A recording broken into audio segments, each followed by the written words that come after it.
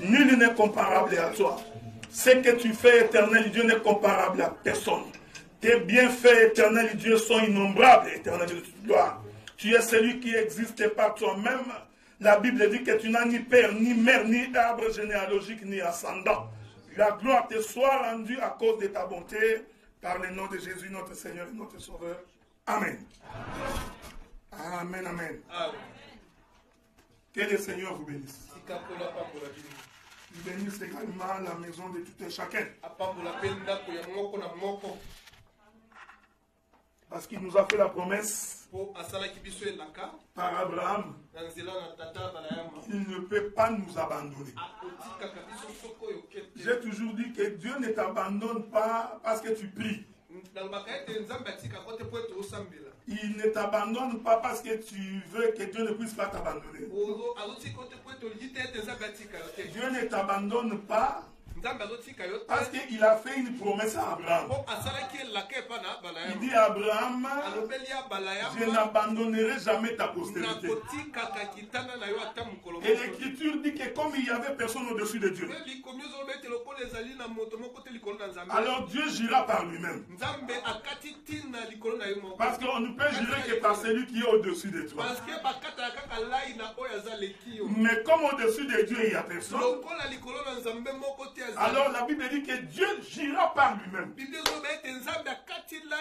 Que ce qu'il a déclaré, il va l'accomplir. Le problème de Dieu, c'est que qu'il ne parle pas. Parce que s'il parle, il devient esclave de sa parole. Est-ce que vous comprenez, frère? Donc, si Dieu ne parle pas, il a la possibilité de faire ce qu'il veut. Mais quand Dieu prononce une parole, il est obligé de l'accomplir. Parce qu'il y a une écriture qui dit il n'y a point de mensonge en Dieu. Ce que Dieu il accomplit et sa main y est pour l'exécuter. Je voudrais rappeler aux frères qui réservent pour le culte de dimanche. Quand tu prends un rendez-vous, il faut venir. C'est aussi un manque de respect pour les autres. Je voudrais dire que c'est impoli. Parce que toi tu as réservé, alors qu'il y avait d'autres personnes qui voulaient venir prier. Maintenant toi tu n'y viens pas.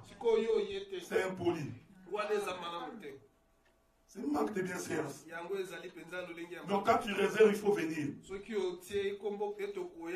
Il y a aussi une écriture qui dit, quand tu fais un vœu à l'Éternel, tarde pas de l'accomplir. Parce que si tu ne l'accomplis pas, il y a une malédiction qui est derrière ça. Maintenant quand tu auras des problèmes, tu vas commencer à venir ici, prier ici, que Dieu puisse t'aider. Alors que toi tu n'as pas observé la voie de Dieu. Donc quand tu fais un vœu, accomplis-le. La moindre des choses, frère, quand tu sais que tu ne peux pas venir, appelle pour dire que je ne peux pas. Même 2 heures avant le culte, il y a des gens qui sont dans les bandes de touches qui attendent pour jouer. Nous avons des numéros 11, des numéros 9 qui attendent. De bons joueurs. Des gens qui donnent bien l'offrande.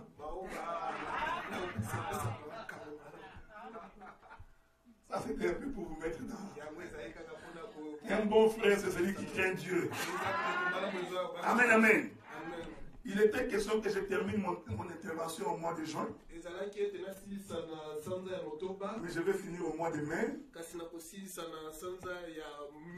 Parce que pendant les 4 mois qui suivent, je serai à Montréal. Donc nous allons aller remonter l'église de Montréal. Nous croyons que cette église de Gatineau est tellement bien assise. Donc nous n'avons pas peur de partir. Et nous Nous nous croyons que même quand on est absent, l'Éternel est vivant. Aucun homme de Dieu n'est indispensable dans l'œuvre de Dieu. Il ne faut jamais avoir cette prétention de dire que quand je ne suis pas là, que ça va sombrer. Non, l'Éternel est vivant. Toi aussi qui as l'habitude de venir parce que c'est moi qui prêche. Là, tu es en train d'attendre. Il ne sera pas là au mois de juin. Tu profites pour fuir. Ça aussi, ce n'est pas connaître Dieu. Nous ne nous assemblons pas pour quelqu'un, mais nous nous assemblons pour Dieu. Donc je voudrais rassurer tous les bien-aimés de Montréal. Le mois de juin, juillet, août et septembre, je suis avec vous. Et nous voulons que ce soit une église bien installée. Et nous croyons que l'Éternel ne peut pas nous abandonner. Je profite pour remercier les frères de Montréal. Parce que j'ai vérifié la cotisation que nous nous sommes fixés. Le mardi de la semaine passée, j'ai demandé $2500.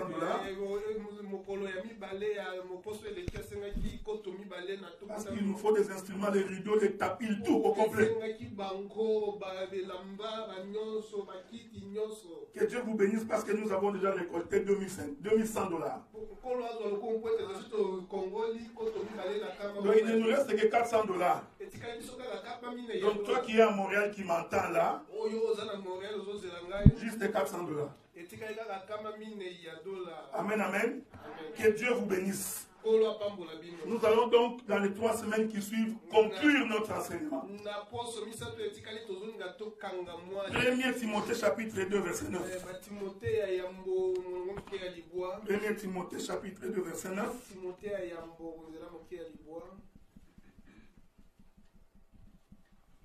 Tu peux nous lire ça, bien aimé Obed.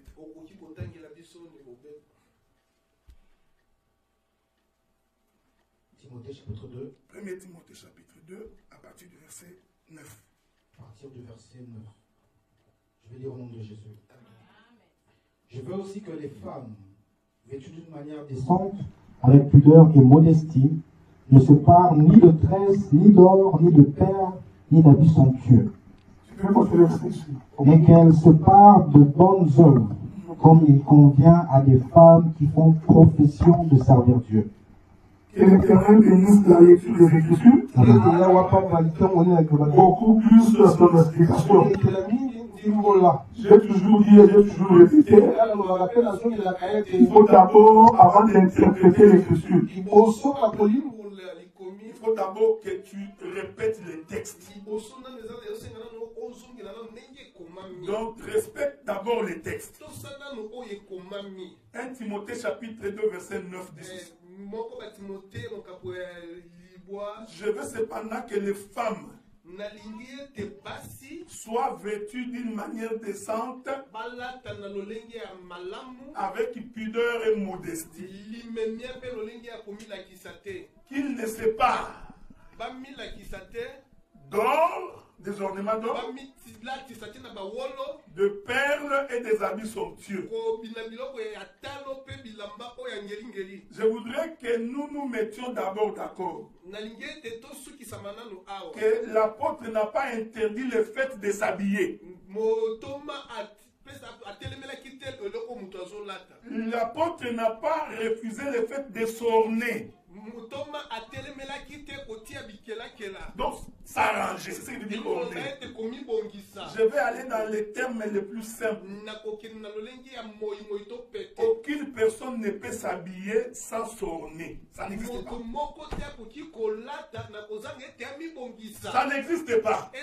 Je vais prendre des exemples comme un pasteur. Mon bien-aimé Nephtali est habillé.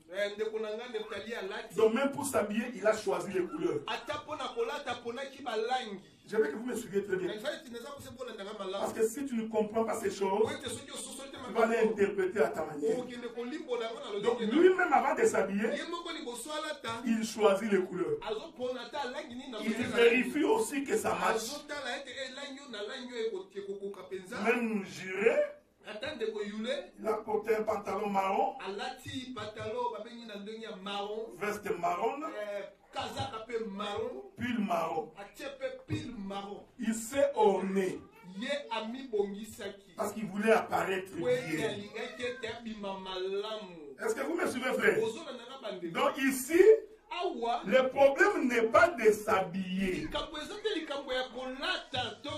Le problème de Paul, ce n'est pas mettre les bijoux. Je voudrais vraiment que nous allions doucement. C'est pourquoi le frère Paul dit que la femme ne sort pas d'or. Nous disons Amen. La femme ne peut pas porter de l'or. Pourquoi? Parce que l'or traduit la richesse. C'est pourquoi vous allez remarquer, frère. Dans cette écriture-là, on va ajouter le perle. Au perle, c'est quelque chose de très précieux. Et il ajoute les habits somptueux. Quand vous prenez les trois textes ici, vous allez voir que ce que l'apôtre Paul est contre, c'est cette extravagance de démontrer. C'est pourquoi cette écriture, Paul n'a pas parlé de pacotille.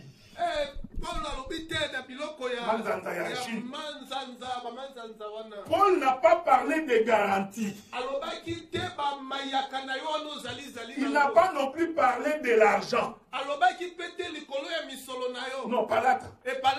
Mais il parle des ornements d'or. Je vais vous aider, frère. Le frère Paul était ministre dans l'église d'Éphèse. Si vous lisez l'histoire, Éphèse, c'était la contrée la plus riche à l'époque. C'est là-bas qu'on trouvait les hommes et les femmes qui avaient beaucoup d'argent. Et c'est dans cette église-là que Timothée était le ministre.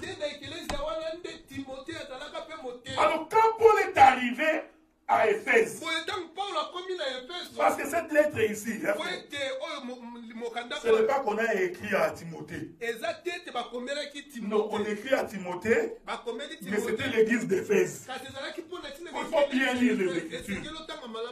Donc ce que je voudrais dire ici, c'est-à-dire que c'était une lettre que Paul a observé les gens de l'Éphèse. Maintenant, il écrit à Timothée. Parce que les gens d'Éphèse, quand ils venaient au culte, chacun venait pour démontrer la richesse de ce qu'il avait. C'est pourquoi Paul va mettre une mesure.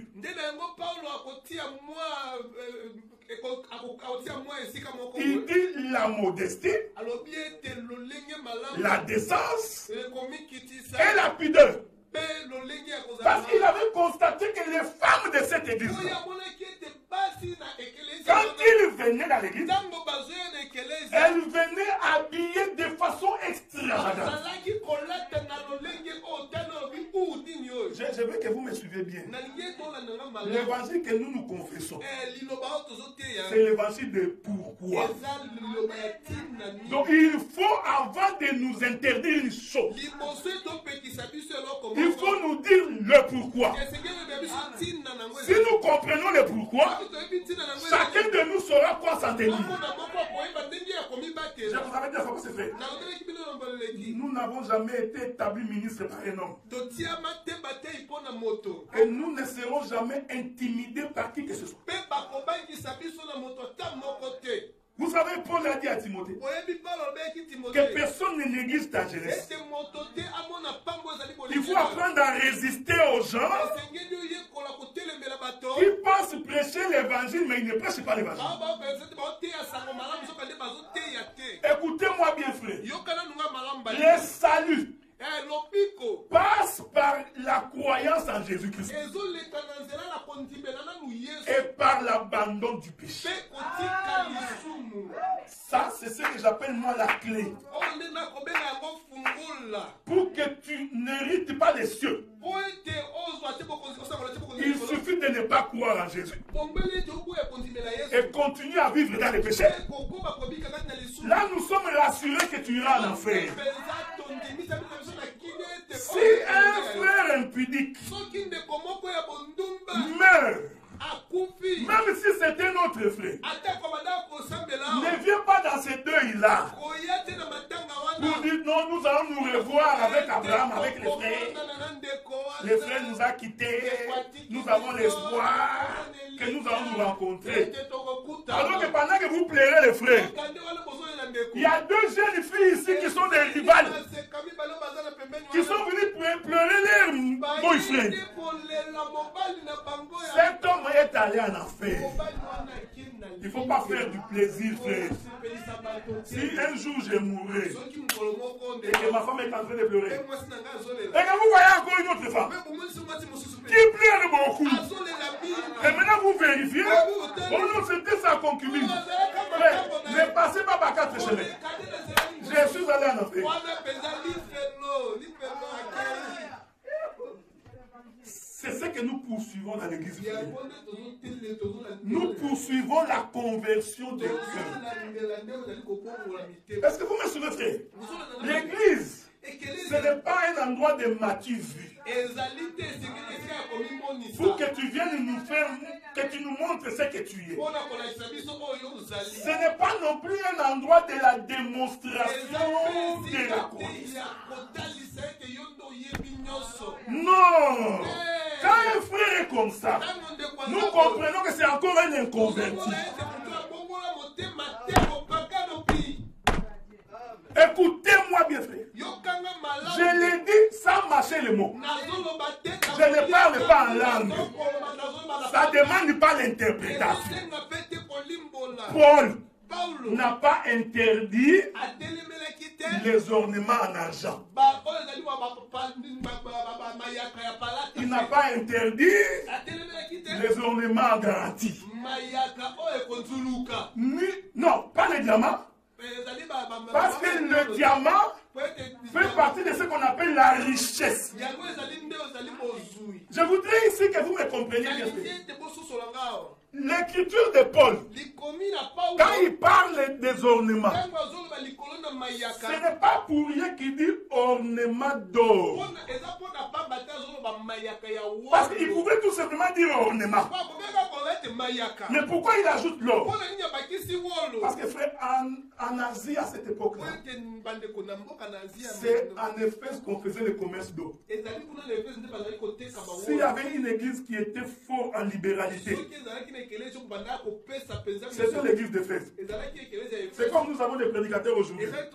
Dès qu'il sait qu'il y a Durba, on donne l'offrande parce qu'on vend de l'or.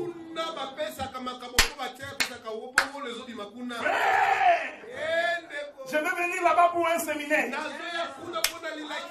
Vous pensez qu'il vient pour le séminaire? Non, il est venu parce qu'il sait qu'à Durba, on donne l'argent par les frères. Maintenant, vous voyez, notre ministre aussi va arriver. Nous avons reçu l'homme de Dieu. On ne peut pas laisser l'homme de Dieu partir comme ça. Non, non, on fait une collecte spéciale. Est-ce que qui a dit que quand tu prêches, il faut vraiment qu'on te fasse nécessairement une collecte? C'est comme ça que beaucoup de prédicateurs sont devenus des commerçants. Frère, nous ne prêchons pas pour l'argent. Nous ne faisons pas un déplacement dans une église locale parce que nous sommes en train de chercher l'argent. Si tu veux devenir commerçant, je t'ai pris d'aller à Dubaï. Le ministère est pour les gens qui se sacrifient. Les gens qui sont capables de faire passer les intérêts des autres avant leurs propres intérêts. Est-ce que vous me suivez, frère? J'étais avec la soeur, la femme de mon frère Bernard à Montréal hier. Pendant que nous causions, je me suis finalement rendu compte de ce que je pensais toujours. La plupart de nos soeurs sont des hypocrites. En fait, ils n'aiment pas les conditions dans lesquelles vous les avez passées. Donc vous avez pris nos soeurs. Vous les avez fait vieillir.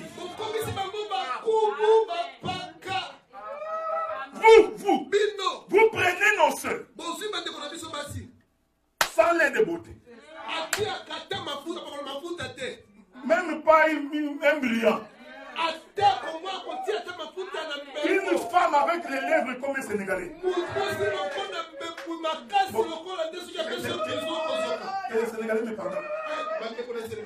Parce que généralement, les Sénégalais ont toujours la bouche sèche avec. Ah, voilà. Le pasteur m'a aidé, m'a expliqué ce que je voulais dire. Non! Je vous avais dit, frère, la beauté est pour la femme. Mais ici, Paul met la limite. Il dit avec pudeur, décence et modestie. Un bon mari doit faire en sorte que la femme puisse paraître belle.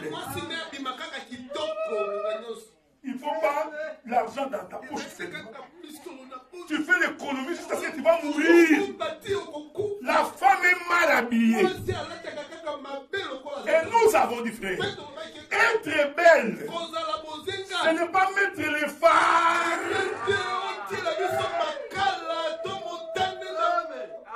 Tu vas nous prendre une rouge à lèvres. Dès que tu rentres ici, t'entends au Congo. Nous voyons rouge. C'est tout ça que nous voyons. Paul est contre cette extravagance. Mais il n'est pas contre le fait que tu peux te maquiller. Je suis étonné. Tu trouveras un prédicateur habillé en 3 pièces frais. Il a marié les couleurs. Donc tu vois l'écharpe rouge d'abord. Pourquoi tu mets l'écharpe? N'allons pas loin. Vous qui portez le veste, voulez-vous me dire pourquoi vous mettez l'écharpe dans le... Vous allez voir que c'est pour orner. Je pousserai ces choses très loin. Pourquoi tu mets la cravate? Même quand ça va t'étouffer, mais il faut toujours kékélé. Mais pourquoi tu mets la cravate?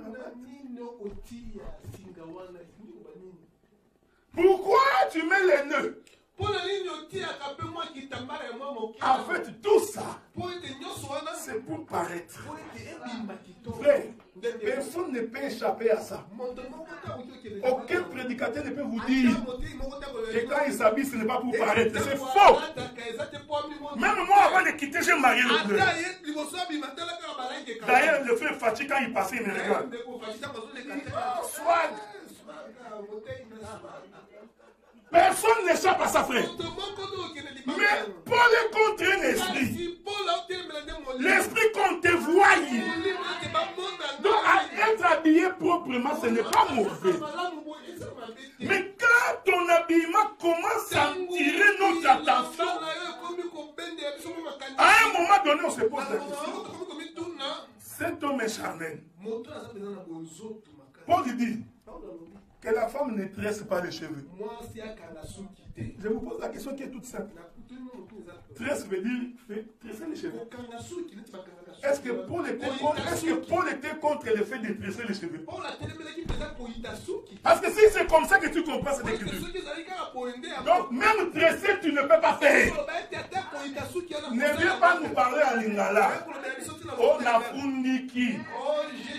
Non, fundiki là, c'est tresser. Tu vois, quand tu comprends la lettre noire sur blanc, voilà comment tu vas prêcher l'évangile. Et tu penses que La doctrine, c'est seulement ça. J'ai parlé à ma soeur à Montréal. J'ai dit, bon, puisqu'il n'y a pas une écriture qui interdit aux hommes de mettre les bijoux. Alors qu'elles vont mettre les bijoux. Si tu dis à un frère met les bijoux, tu viens lui dire que c'est mauvais. Il te pose la question. Donne-moi l'écriture. Parce que lui, au moins, il a l'écriture. Quand Joseph a expliqué les choses, la Bible dit que Pharaon prit un anneau. Il mit au doigt de Joseph. Est-ce que vous me suivez, frère? Donc, tu vois, tu auras des difficultés. Parce que tu manqueras l'écriture de l'interdit. C'est ici qu'il faut recourir à la notion de la décence, de la pudeur et de la modestie. Mais pourquoi Paul, il réalise ça à la femme? Parce que c'est toujours la femme qui aime la beauté. Donc quand nous voyons un homme avec des chaînettes, des gourmettes, en fait il n'y a pas un péché, mais c'est malséant. C'est vous commencez. Donc l'homme ne peut pas devenir comme une femme avec beaucoup de bijoux dans son corps. Non.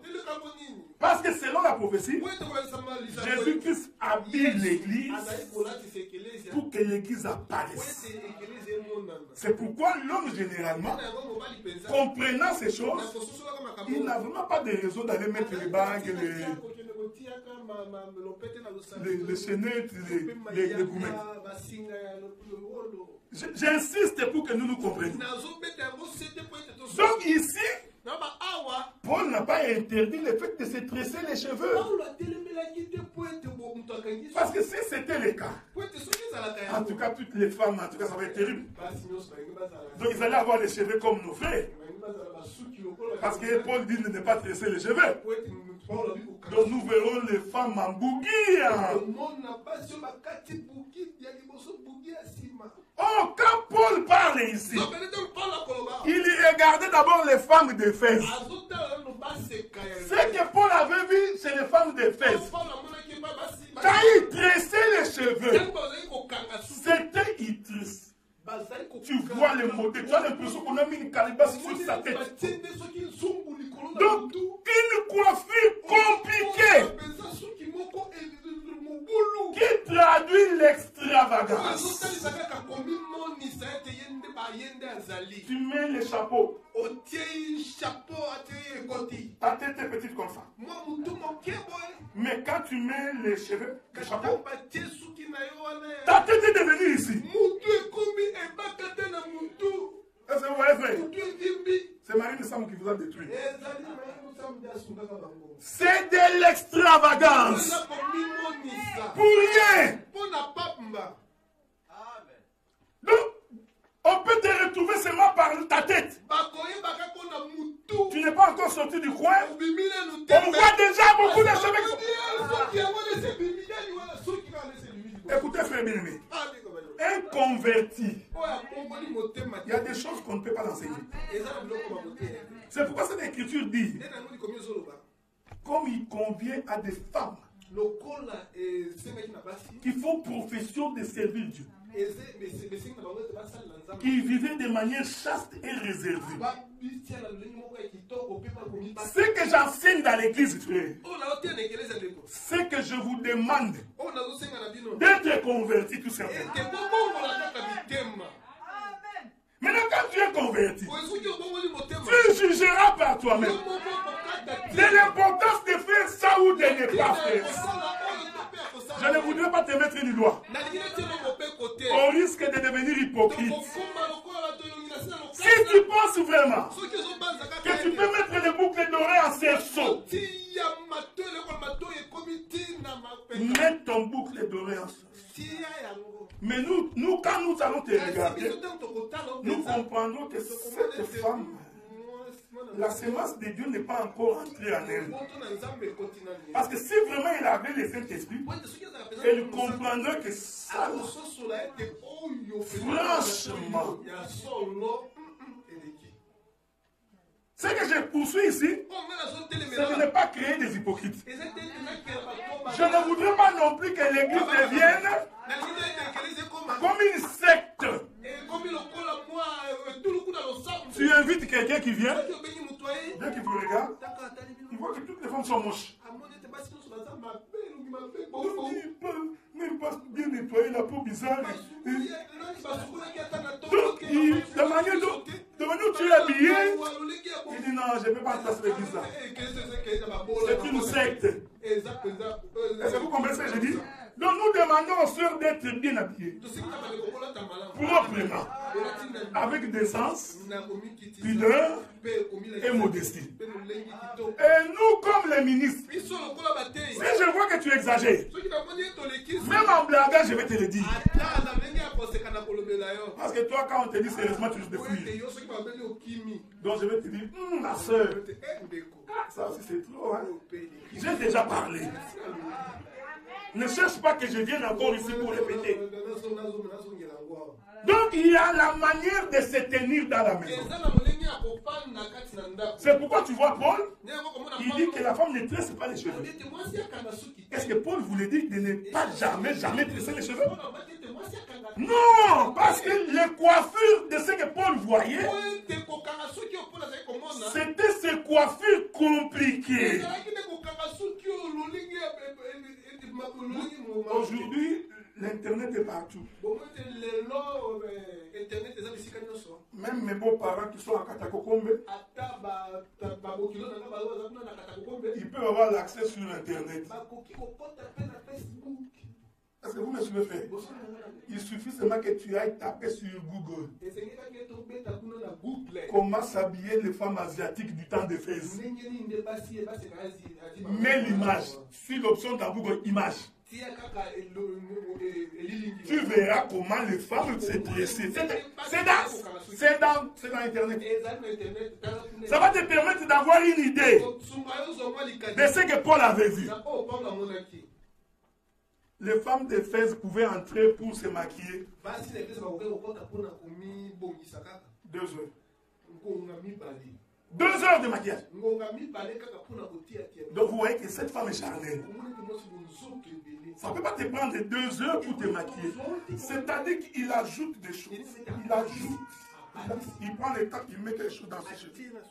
Il met encore ici. Il met, oh non, ça c'est pas bon. Il met ici.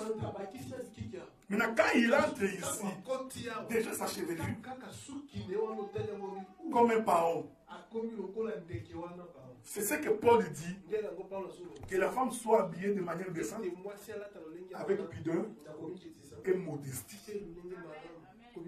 Et Paul interdit les ornements d'or, de perles et d'habits somptueux, parce que ça traduisait la richesse. Et Paul avait compris que quand un homme est charnel, il expose ce qu'il a. Non, moi je ne suis pas comme vous. Moi j'ai l'argent. Est-ce que vous voyez comment je m'habille? Cet esprit-là, c'est l'esprit d'un inconverti. C'est pourquoi nous voulons dire, frère, que l'église pour les femmes, nous leur demandons de s'habiller avec pudeur, décence et modestie. Est-ce que vous me suivez, frère? Donc tu ne peux pas, tu entres ici. Je prends des exemples pour vous aider. Premier bracelet. Deuxième bracelet. Troisième. Quatrième. Honnêtement. Même si ce n'est pas en or. Hein, Rebecca? Tu vois, même si ce n'est pas en or. Quand tu mets 1, 2, 3, 4. À un moment donné, je veux que tu te poses toi-même la question. Toi-même, je te dis rien. Ça sert à quoi? 4, 5. Boucle d'oreille. Ça descend jusqu'à l'épaule. À un moment donné, tu vas croire qu'un insecte est monté sur ton oreille. Hein? Non! C'est le boucle d'oreille. Tu mets les boucles d'oreille et lancer. Honnêtement, Donc, c'est ce que je voudrais vous dire. C'est vous poser la question par vous-même. Pour vous poser la question en tant qu'enfant de Dieu. Est-ce que ça vaut vraiment la peine? C'est pourquoi je vous avais dit, ce n'est pas l'or qui est un péché. Ce ne sont pas les habits somptueux qui sont un péché. Ce n'est pas les diamants qui constituent un péché. C'est l'usage que tu en fais qui nous renseigne sur ton état d'esprit. Est-ce que vous comprenez, frère? Toi, tu n'as rien. Pas un bon boulot. Tu veux t'acheter une Jeep.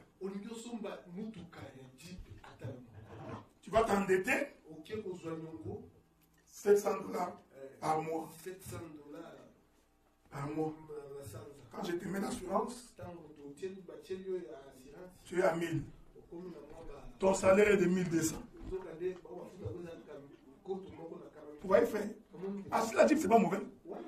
Mais regarde dans ton état. Donc tu préfères souffrir avec 200 dans la poche. Mais que nous te voyons en Jeep. On y libère ça. Maintenant, quand on te demande l'argent, tu n'en as pas. Donne-moi un peu ça. Je suis.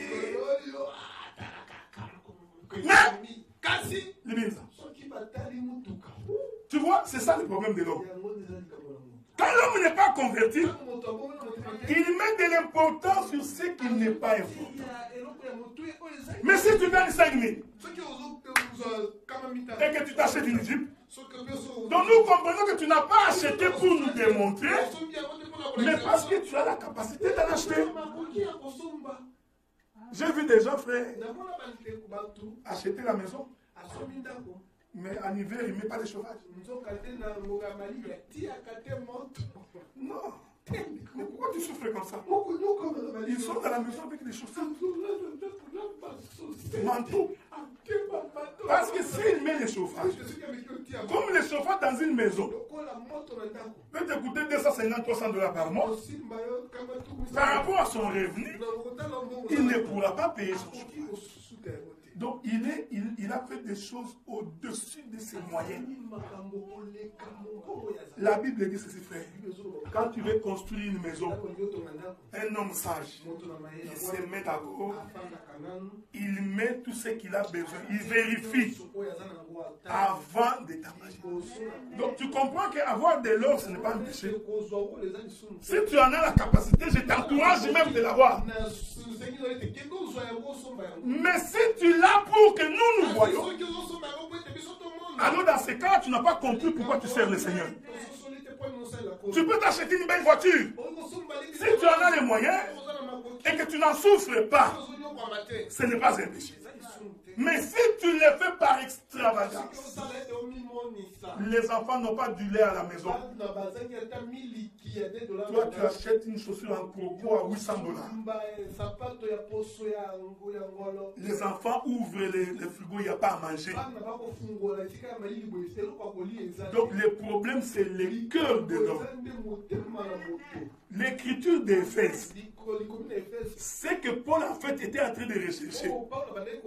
En réalité, c'était l'intérieur des femmes. C'est pourquoi l'écriture dit ceci. Quand l'intérieur est nettoyé, l'extérieur l'est aussi. C'est pourquoi nous encourageons nos sœurs de sortir de cette manière d'être comme s'ils souffraient. Même quand un frère veut t'épouser, il pense que tu souffres dans ta vie. Dès qu'il te voit, il dit ça vraiment. Donc, c'est comme ça, il va venir directement avec des commandements parce qu'il sait. Frère, vous savez, quand une femme a un peu d'argent, même pour lui donner des commandements, ça devient difficile. Hein? Tu vas commencer à parler avec beaucoup de respect. Donc tu parles, mais tu sais que... c'est que je vous dis là, nous étions jeunes frères, on est passé par là. Donc quand la femme dépend de toi, le foufou, les chaussures, unité de téléphone, transport, même pour donner les ordres, tu sens que tu peux donner les ordres. Et cette femme-là, des fois, elle est soumise, non pas parce qu'elle t'aime. Non, parce qu'elle manque.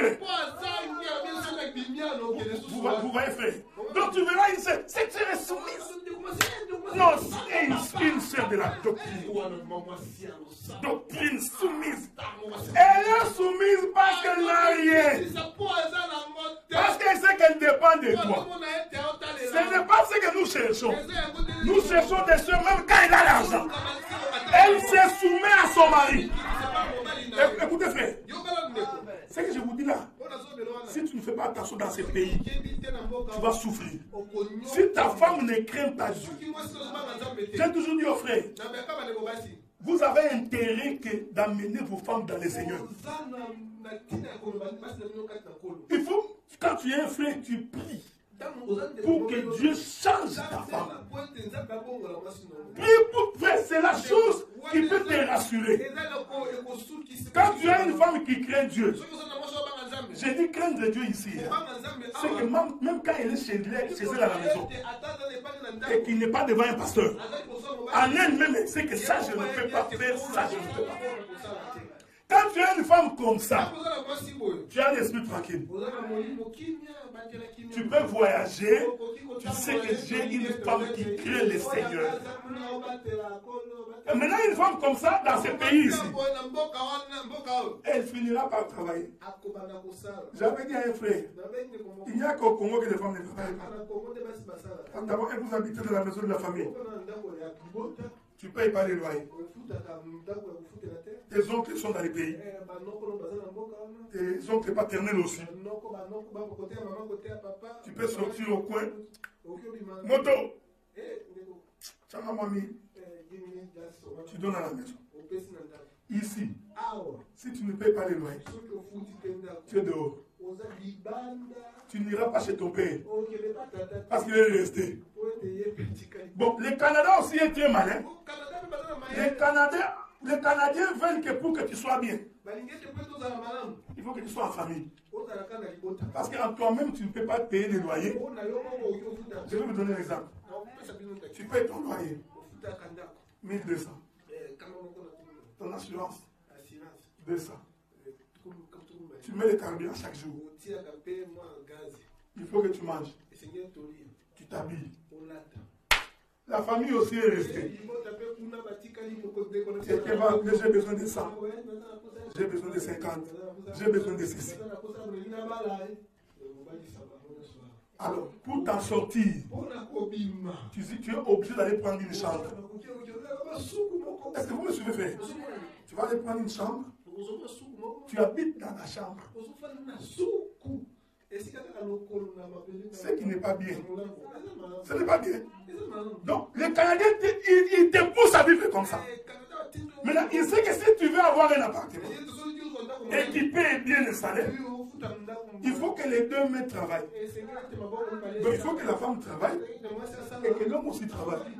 J'avais dit aux frères, quand vous vous mariez, que vous avez des enfants, que la femme fasse part-time job. Pour qu'elle ait le temps de s'occuper de sa maison.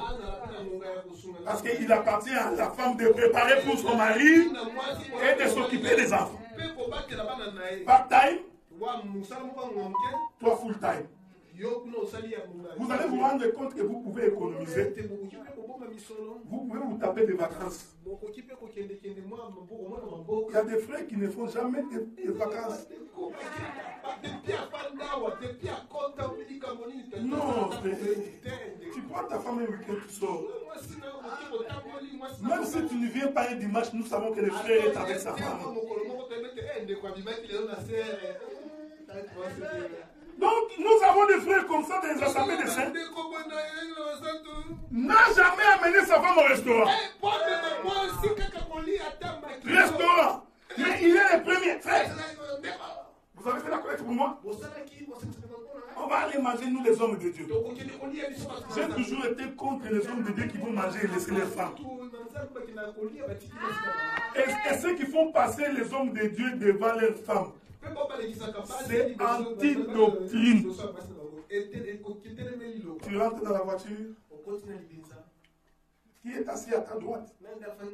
Oh non, docteur Adela. Assieds-toi ici. Sœur Michel, toi va derrière. Frère, non. Même si c'est ton prédicateur, dans ta voiture, c'est ta femme qui se met devant. Il ne faut pas être courageux comme ça, frère. À un moment donné, même toi-même, tu vas dire non, mon frère, laisse ta femme devant. Frère, bon, si tu te mets devant, ça fait quoi? C'est comme ça que la plupart de nos sœurs ne se considèrent plus. Le frère est toujours avec des frères. Il est ami avec des frères, mais il n'est pas ami avec sa femme. L'homme doit être ami de sa femme. Je vais dire ça entre guillemets. Il faut pas tomber à Rabbi Mibani.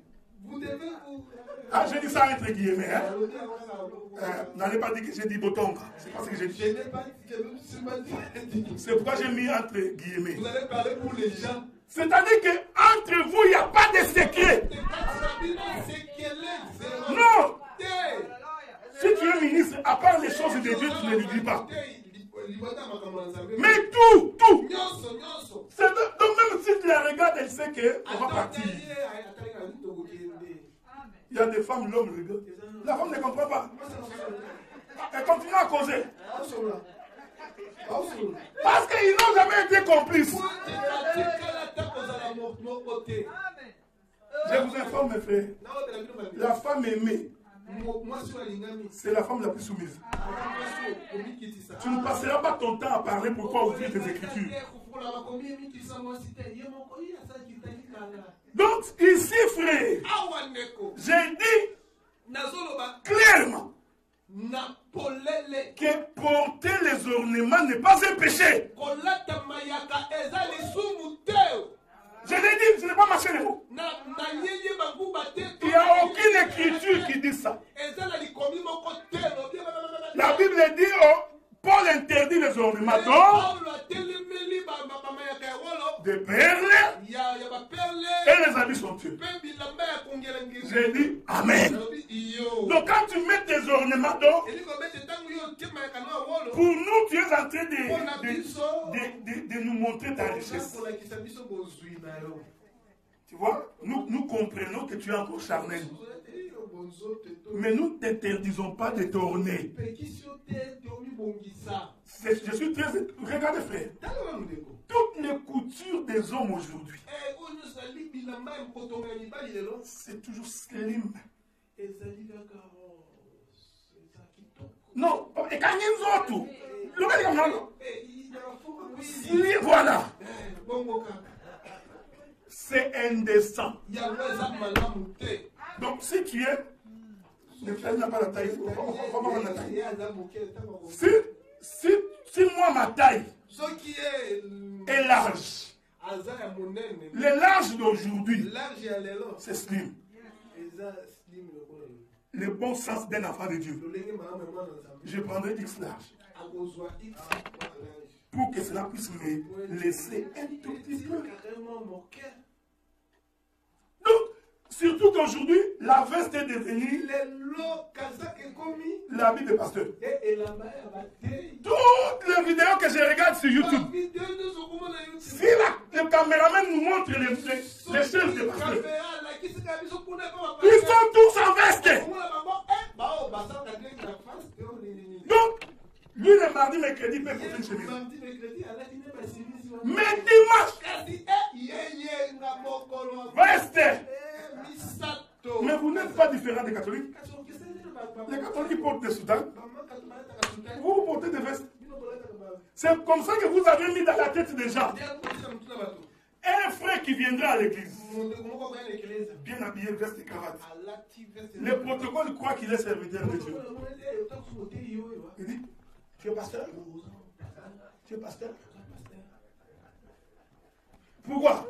Parce que dans sa tête, les gens qui s'habillent ça. Les pasteurs. Un simple frère ne peut pas s'habiller. Un décent frère. On ne peut pas trouver dans une église. Les ministres s'habillent plus que les fidèles. Un écart.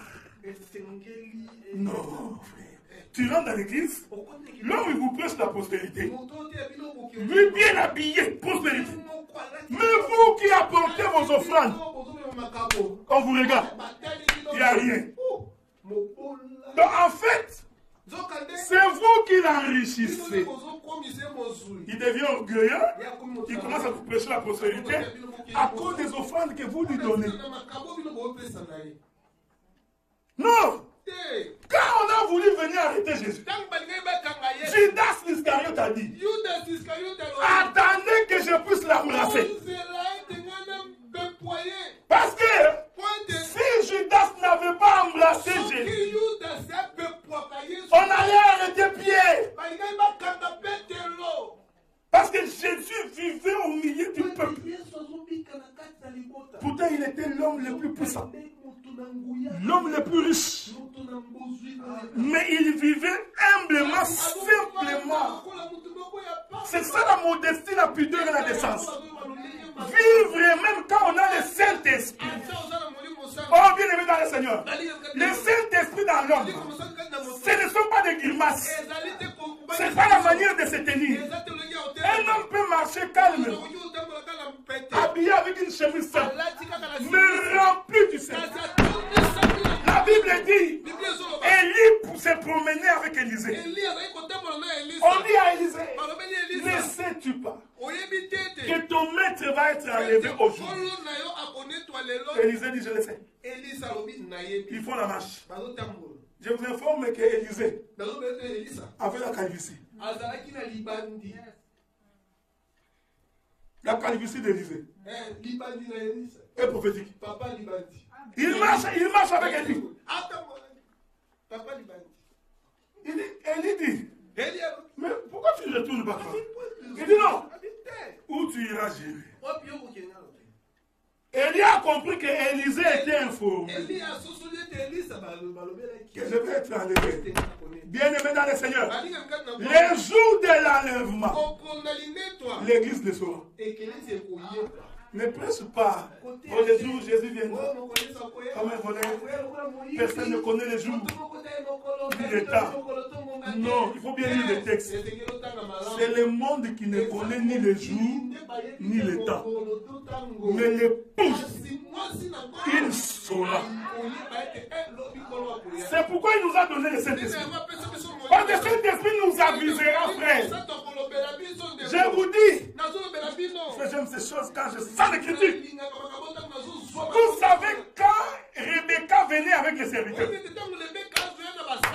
qui avait dit à Isaac que Rebecca est en train de venir?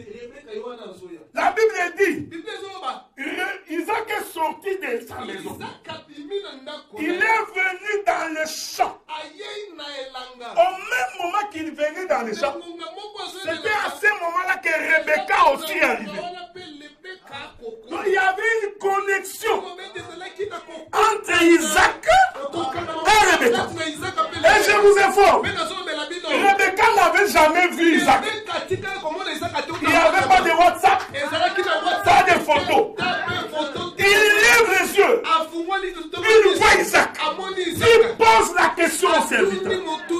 Qui est cet homme? Parce que cet homme d'Isaac avait attiré l'attention de Rebecca.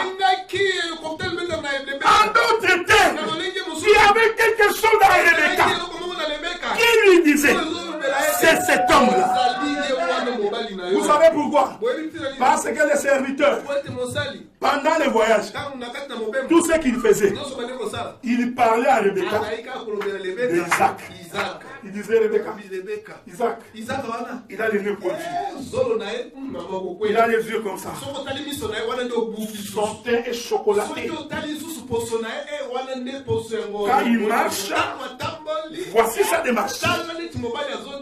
Je parle au fils de prophète. Est-ce que vous comprenez ce que je dis? Le ministère a pour mission de dire à l'église ce que Jésus, un prédicateur ne prêche pas autre chose. Il ne vient pas nous dire, je suis un homme puissant. Moi, je fais des miracles. Appelez-moi le docteur Adela. Je ne vous demande pas de m'appeler docteur Adela. Ce n'est pas pour ça que Dieu m'a interdit. Ça ne peut pas être devenu une obligation. Nous avons des frères prédicateurs. Si tu l'appelles frère, il se fâche. Non, moi je suis apôtre. Mais l'apôtre, c'est un titre. Ton nom c'est Adela, frère. Donc si tu m'appelles Adela, tu n'as pas péché. Le ministère, ce n'est pas le nom. Le ministère, c'est l'exercice de la parole. Si tu fais le travail, les gens reconnaîtront que celui-là c'est un prophète. Ce n'est pas parce que tu as dit que tu es prophète. C'est que tu fais. Bon faire que le peuple. Frère, pour que le peuple aime un serviteur, on ne le force pas. Présente l'évangile. Ils vont t'aimer. C'est pourquoi tu verras dans une église, celui qui n'a pas le ministère, il est toujours jaloux de ceux qui ont. Oh, pourquoi toujours lui? Pourquoi on ne parle qu'à lui? Non, parce que tu n'as rien. Rebecca a vu. Il dit ça doit être lui. C'est pourquoi nous disons, le Saint-Esprit va nous aviser avant l'avènement de Jésus. Dieu nous a déjà donné les signes. Un enfant de Dieu maintenant, il est en train de voir les signes en train de s'accomplir. Mais je t'informe, quand Jésus mettra sa robe, oh, j'aime ça, et qu'il va décider de quitter le trône, dès qu'il met son premier pas dehors, la femme sur la terre sentira. Il va sentir quelque chose va se passer. Il y a quelque chose de terrible qui va. Parce qu'il y a la connexion du Saint-Esprit qui va nous aviser. J'ai toujours dit ceci, frère. Quand tu prends un aimant, tu mets un métal ici. Tant que l'aimant est très élevé, le morceau de fer ne bouge pas. Plus tu vas rapprocher, si tu fais ça, tu verras que le morceau de fer est en train de suivre le mouvement. Dès qu'il est plus proche, il va monter, il va coller. C'est exactement ce qui va arriver. Le Saint-Esprit en nous se mettra en mouvement. Parce que l'enlèvement, frère, ce n'est pas pour un homme. En réalité, c'est le Saint-Esprit qui va quitter la terre. Il ne faut jamais croire. Au moins, Adela, je monterai. Ça, c'est voilà comment tu as mal compris les Écritures. Je vais pour moi. Tu penses que moi, Adela, ici, j'ai prévu des airs comme ça. Et puis quand je vais arriver là-bas, Azaf est resté. Où est Obédé? Tu raisonnes comme un humain. L'Écriture dit, en ces jours-là, ceux qui sont morts en Jésus, ils vont d'abord ressusciter. L'Écriture confirme, ils ressusciteront avec un corps incorruptible. Donc ce n'est pas ce corps ici. C'est pourquoi Jésus, quand il est ressuscité, on a voulu le toucher. Il dit ne me touche pas. Parce que le corps que j'ai ici, ce n'est pas le corps que j'avais avant. L'Écriture confirme. Tous ceux qui sont vivants, du coup, ils vont revêtir l'incorruptibilité. Ne réfléchis pas. En d'autres termes, ce corps va mourir. Parce que ce corps ne peut pas entrer au ciel. La chair et le sang ne peuvent hériter le royaume. Donc ne t'imagine pas que c'est ma chair ici qui va monter avec le sang pour entrer au ciel. Ce corps-là qui est transformé, c'est un corps du Saint-Esprit qui a la capacité de nous, qui défie la loi de la pesanteur. pour que nous rencontrions le Seigneur. C'est pour dire ceci, frère. Quand nous prêchons l'évangile, ce que nous poursuivons, c'est la transformation. Et je disais aux frères, quand ta femme craint Dieu, la soumission est facile. Pas parce qu'il a peur de toi, parce qu'elle craint Dieu. Donc même si elle a l'argent, elle continuera à se soumettre parce qu'elle craint Dieu. Mais si tu fais de ta femme hypocrite, maintenant quand elle a l'argent, parce que l'argent fait en sorte qu'on n'a plus peur de quelqu'un. C'est lui qui a l'argent. On vend une Cadillac à 150 000 $. Je passe avec les frères Guy. Moi j'ai 20 000 $ dans mon compte. Frère Guy a 400 000. Moi je vais regarder la Cadillac. Guy, viens, on va passer. Mais Guy, comme il a 400 000, il n'a pas peur d'entrer là. Est-ce que vous me sauvez? Donc lui il va dire, bon, attends. Je vais l'apporter, il faut avoir des prix. Ces choses-là ne nous concernent pas. Maintenant, vous vous rendez compte quand quelqu'un maintenant est un inconverti, maintenant il a l'argent. C'est cet esprit-là que Paul ne voulait pas l'église d'Éphèse. Les gens qui venaient pour démontrer que nous avons, lui pour venir au culte, il ne peut pas porter 2 chemises 3 fois. Donc il faut voir chaque culte qu'on voit un habit qui n'existe pas. Nous avons des soeurs ici. Tu ouvres la garde-robe. Tu poses la question si elle travaille dans un magasin de friperie. Seule. Tu ouvres ça. Donc, elle, chaque semaine, elle achète les habits pour porter ces dimanches.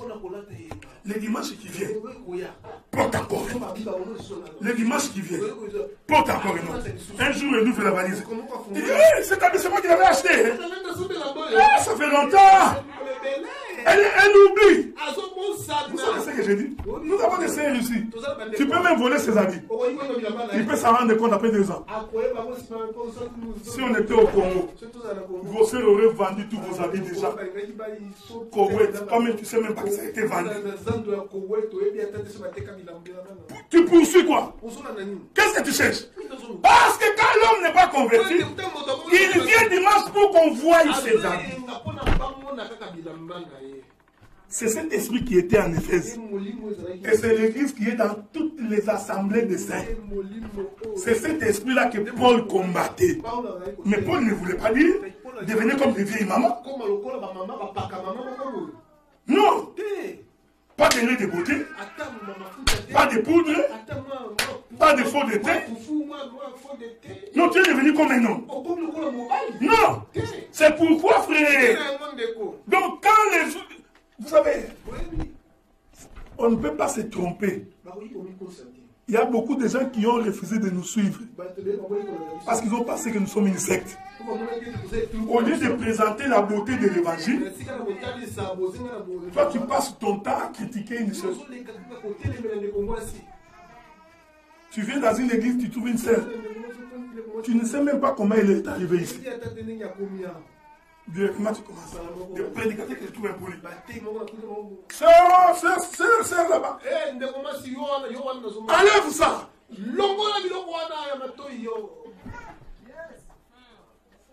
Tu sais pas comment il est arrivé. Tu sais pas la peine que les gens ont endurée pour qu'elle vienne ne fût-ce qu'au culte. Tu manques de la sagesse. Une sœur entre, elle se met devant, en jupette.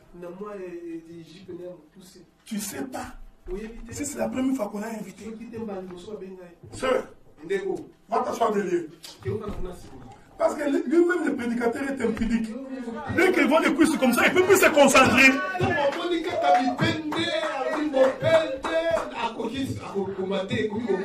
Où est la différence? Elle est en jupette, même si elle est là-bas. Mais les frères aussi vont voir. Mais comme lui, il ne peut pas se concentrer. Parce que l'impudicité remplit. La Bible dit que les impudiques n'hériteront pas le royaume.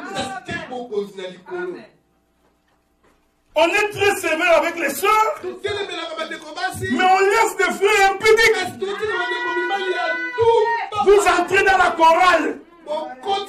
Vous trouvez des impudiques, des frères et des sœurs. Vous les laissez parce qu'ils chantent bien. Non, maintenant que vous avez fait la gloire des pères. Vraiment, moi ça m'a toujours été. On commence à faire des enseignements sur l'éloge des pères. Père, père, père. On a pris cet enseignement, on a élevé. Tous ces enseignements élèvent l'homme. Maintenant, même quand les pères pêchent, ils sont incapables de s'opposer. Quand tu essaies de t'opposer, on te diabolise. On dit que tu es contre les frères. Oh non, il manque l'amour. Frère, l'amour, c'est dire à son frère que tu te comportes mal. J'avais dit au frère que cette chose-là, vous n'allez jamais me l'enlever. Même si nous mangeons avec vous, même si nous causons, frère, si tu te comportes mal, moi, même si tu vas prêcher l'évangile, il faut avoir le courage de dire ça c'est mauvais. Apprenez ça, frère. Les jours où même moi, votre prédicateur, je me détache de la voix. Frère, ne fermez pas les yeux. C'est ça l'amour.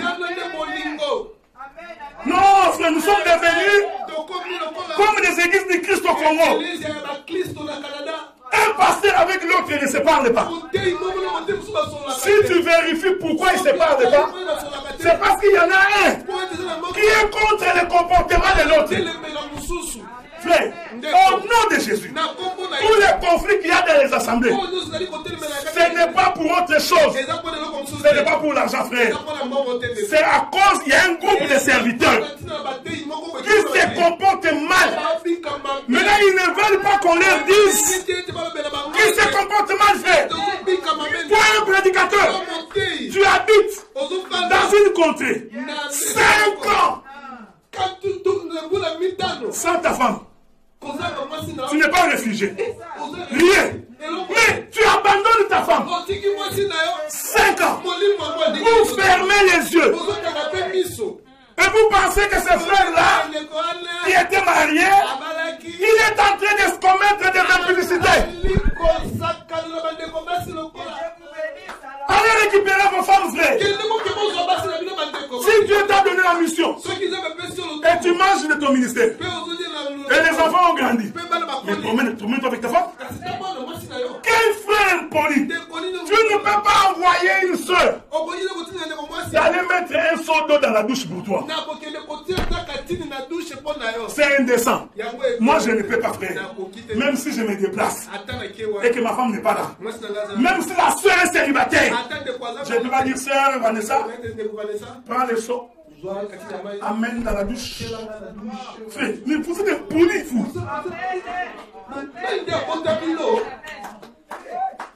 Dieu ne nous a pas enrôlés pour nous servir, frère. Nous avons été enrôlés, nous, pour servir. Nous avons des frères comme ça. Tu verras même que dans l'église, là, sa femme est là. Elle envoie des sœurs. Mais sa femme est dans cette église. C'est un bijou. Amène-moi un verre d'eau. Si quelqu'un ose ces choses dans l'assemblée, je voulais vous dire une chose. J'avais dit ça dans le groupe. Tous ceux qui veulent engager des fiançailles, engagez-les dans les formes. J'ai dit, tout rapport sexuel avant le mariage est interdit dans la Bible. Même quand tu es fiancé, la femme ne donne pas son corps.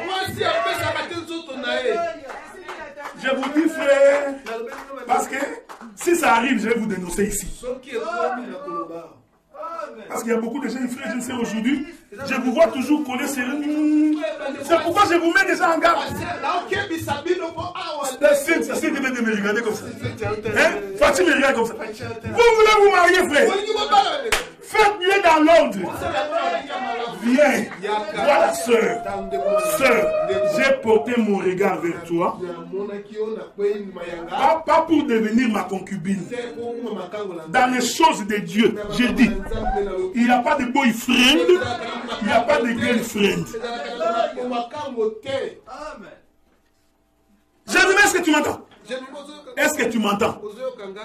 Dans les choses de Dieu, si tu veux le faire, tu peux quitter. Je ne mange pas les mots. Si tu veux le faire, tu peux nous quitter dans la paix.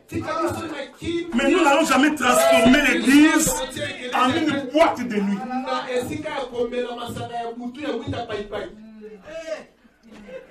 Tu veux avoir la soeur? Parle à la soeur.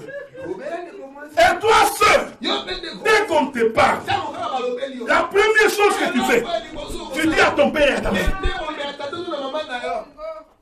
Ensuite, viens nous informer. Et dis-nous, tel frère m'a proposé. Je vais d'abord appeler les frères pour vérifier s'il en est capable. Mais s'il n'est pas capable et qu'il veut vraiment la soeur, nous allons l'aider pour qu'il se marie dans les normes. Pas de rendez-vous en catimini. Nous allons nous retrouver à 22h à baseline. Non! Les filles! Écoutez, frère! Eliane, une jeune fille à 21h, elle doit être chez elle à la maison. 21h ou plus tard, tu dois être. Tu ne peux pas les tirer.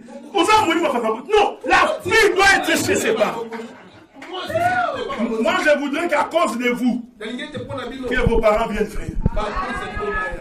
Que vos parents disent certainement là où vous allez là, on vous a appris comment c'était une commission. La femme ne donne pas son corps. Parce que si tu donnes défini, l'homme va commencer à devenir impoli, il te répond comme il veut. Parce qu'il a déjà eu ce qu'il voulait.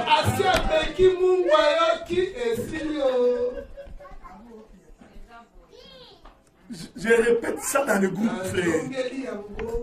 Hein, ma soeur Rebecca? Donc, si un frère te drague, d'abord, moi je crois que les frères sont des frères. Donc, quand il le faut, ils doivent le faire selon les règles. Frère, venez nous informer. Et je refuse les appointments. Il y en a d'autres là. Obed vient d'arriver. Il est encore célibataire. La sœur ne regarde pas les frères. Non, les sœurs ne regardent pas les frères. Non. Et une sœur ne peut pas avoir les yeux sur les frères. C'est le frère qui doit avoir les yeux sur la sœur. Alors, bien aimé, si tu veux que les frères puissent te voir, non, si tu veux que les frères puissent te voir, comporte-toi de manière à ce que son regard soit attiré. C'est simple, frère. Toi, la sœur, comporte-toi seulement comme une bonne sœur. Et comme le frère a le Saint-Esprit, son regard sera porté vers celle qui a le Saint-Esprit. C'est pas croire que si tu as les yeux, que le frère va être attiré. Non. On a connu dans les églises. C'est toujours obédient. Comme il est venu là. Dès qu'il s'est marié, tu verras toutes les sœurs démotivées. Les absentes dans l'équipe. Tu ne la vois plus. Oh, mais où est partie la sœur Rebecca? Oh, mais le frère est déjà marié. Ici, ce n'est pas un lieu de rencontre. Je vous avais dit, frère. nous serons très honorés. Si quelqu'un dans cette église se marie, je vous avais dit que nous allons nous investir. Et nous donnerons les témoignages. Nous allons donner les témoignages. Je vais appeler maman Gilles. Maman Gilles, tu as vérifié que cette soeur ici n'était pas sortie avec les frères avant le mariage. Parce que les mamans doivent vérifier ces choses. Les gens qui cherchent quel est le travail des femmes dans l'église, je vous en donne. Les mamans doivent vérifier toutes les jeunes filles. Vous avez l'obligation. Ce n'est pas les songi. Vous devez. Vous voyez la soeur 2 fois, 3 fois. Vous l'appelez soeur. Toi là avec les frères, montez. Qu'est-ce qu'il y a? Il n'y a pas d'autre soeur. La soeur là même à 22h, le frère doit partir. 22h. Même si le frère doit. 22h. C'est pas gratuit. 2 fois. Toi, là, qu'est-ce qu'il y a? Tu as raison. Nous allons veiller sur la doctrine. C'est pour votre bien. Il n'y a rien de plus honoré que ta fille se marie vraiment sans la débauche. Et quand un frère est sérieux et qu'il aime la personne, même 4 ans, il va attendre. Frère, tu n'as pas l'argent? Va travailler, la sœur va attendre. Nous verrons sur l'enseignement. La sœur a déjà donné son accord. Ne veut pas dire même bisous. Pas de bisous. Tu commences par bisous. Non, pas de bisous. Voici, pas de bisous. Non.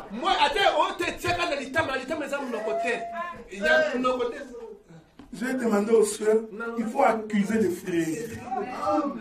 Accusez-les. Dès qu'il vient faire, tu veux?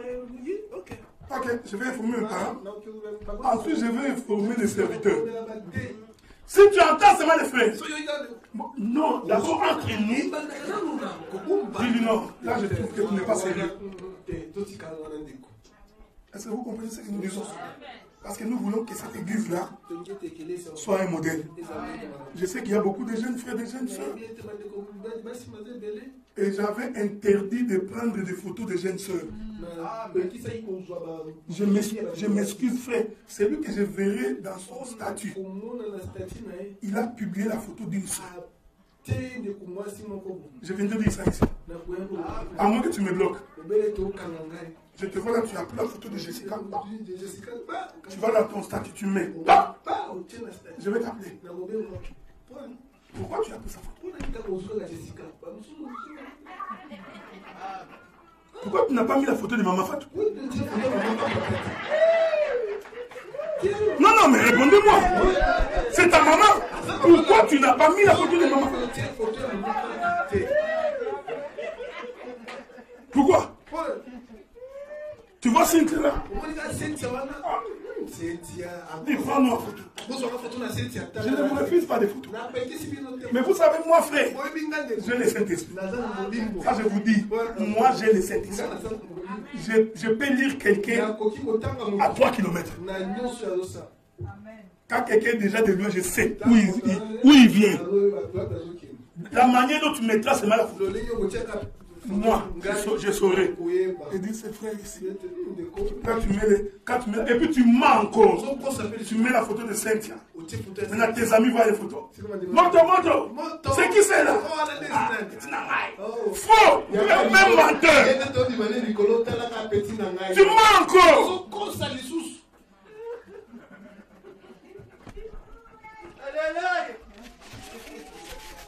S'il y a des questions sur le bijoux,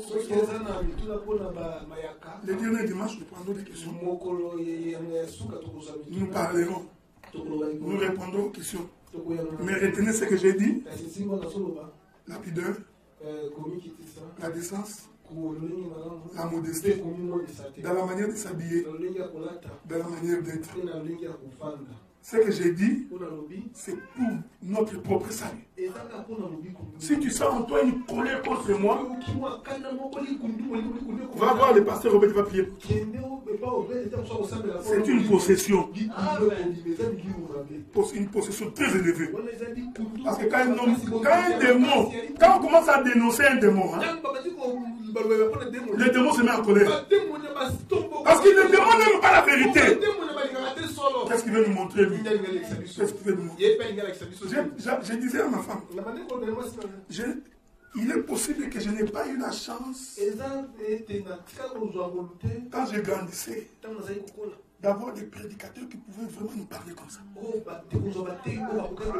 Ça, il y a beaucoup d'erreurs qu'on n'aurait jamais pu. Maintenant que nous avons cru, nous veillons pour que nos enfants les commettent. Nous veillons. C'est très important parce que quand on grandit bien, on se marie bien, tu feras aussi des enfants calmement. Mais ce que tu peux commettre comme erreur aujourd'hui, ça peut te rattraper. Qui sait si tu n'avais qu'un enfant dans ton ventre? Tu vas tomber enceinte. Et comme dans ces pays ici, on vous autorise d'aller avorter avant 4 mois, tu avortes. Personne ne savait. Tu continues ici comme de rien n'était.